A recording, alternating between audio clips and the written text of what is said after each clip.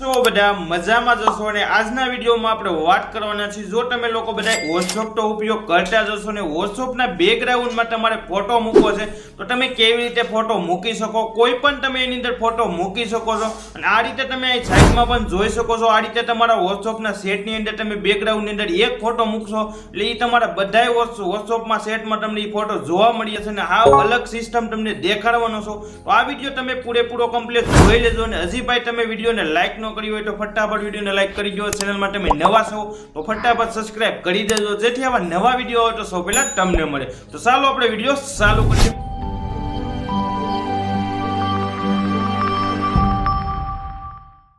તો પહેલા આપણે ફટાફટ WhatsApp ને ઓન કરી લઈને પછી હું તમને આગળનું સેટિંગ શીખવાડું। તો આ રીતે મેં WhatsApp ઓન કરી લીધું। ઓન કર્યા બાદ તમે જોઈ શકો છો અહીં તમને વ્હાઇટ અત્યારે જોવા મળતું હશે। પહેલાં તમારે WhatsAppનું સેટિંગ ઓન કરી લેવાનું છે। તો આપણે સેટિંગ ઓન કરી લઈએ। પહેલાં સેટિંગ ઓન કર્યા બાદ WhatsAppની અંદર તમને સેટિંગમાં કોઈ પણ જગ્યાએ તમને એવો ઓપ્શન જોવા નહીં મળે।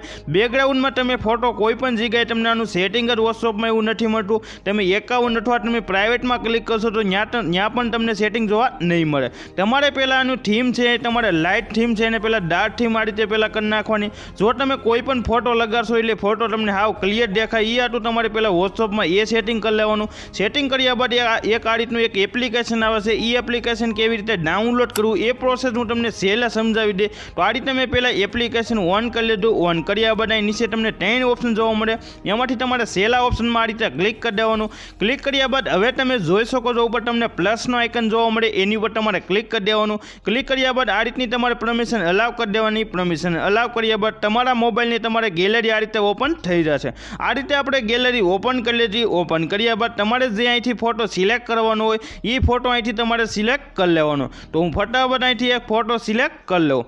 તો આ રીતે મેં ફોટો સિલેક્ટ કરી લીધો। સિલેક્ટ કર્યા બાદ ઉપર તમને એક પરમિશન જોવા મળતી હશે એ પરમિશન અત્યારે બંધ છે એ પરમિશન તમારે આ રીતે ઓન કરવાની છે। જો તમે આ રીતે ઓન કરશો એટલે તમને બેકગ્રાઉન્ડમાં એ ફોટો જોવા મળતો હશે। તો હવે તમારે થોડુંક સેટિંગ કરવાનું છે। તો અહીં તમને સેટિંગનો એક ઓપ્શન જોવા મળે એની ઉપર તમારે આ રીતે ક્લિક કરી દેવાનું। ક્લિક કર્યા બાદ હવે તમે જોઈ શકો છો આ રીતનું સેટિંગ ઓપન થઈ જાય પછી ઉપર તમે જોઈ શકો છો અહીં તમારે 100% સુધી કરી નાખવાનો જેથી તમારો ફોટો હાવ ફૂલ દેખાશે। આ રીતે 100% કર્યા બાદ અહીંથી તમે આ રીતે ફોટાનું સેટિંગ કરી શકો છો। જે રીતે તમારો ફોટો હોય એ પ્રમાણે તમે અહીંથી સેટિંગ આ રીતે કરી નાખજો।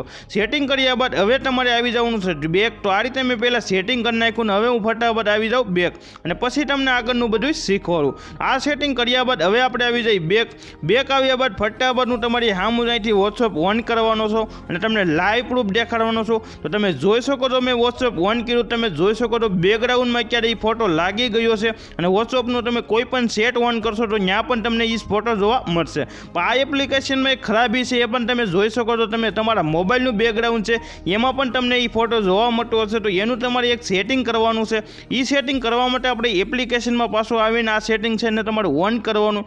જો તમે એ સેટિંગ ઓન કરશો તો તમારા મોબાઈલમાં જો એ સપોર્ટ કરશે તો તમારા મોબાઈલમાં એ સેટિંગ થઈ જશે। મારા મોબાઈલમાં ક્યારે એ સપોર્ટ નથી કરતો એટલે આખા મોબાઈલમાં એ વોલપેપર દેખાય છે।